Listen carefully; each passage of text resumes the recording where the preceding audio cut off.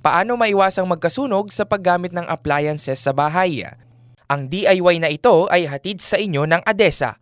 Kahit gaano ka pa kaingat, may posibilidad pa ring mangyari ang isang aksidente. Kaya para mapanatiling ligtas ang iyong pamilya at bahay mula sa mga electrical at appliance-related accidents, alalahanin mo lamang ang mga ito.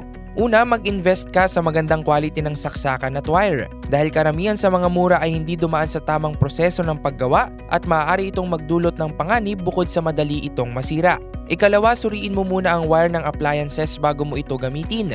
Ikatlo, iwasan ang octopus connection o yung pag-overload sa saksakan dahil maaaring bumigay ang daloy ng kuryente. Ikaapat, kung nagluluto naman o gumagamit ng gas, mas mainam na ito'y iyong bantayan.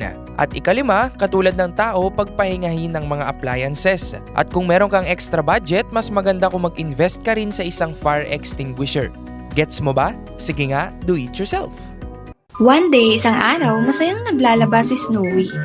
Ilang kusot lang, pagod na at luging-lugi.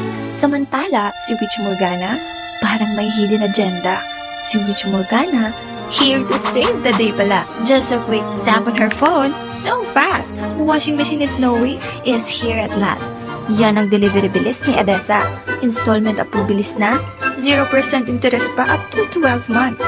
Sa ADESA installment, kaya-kaya.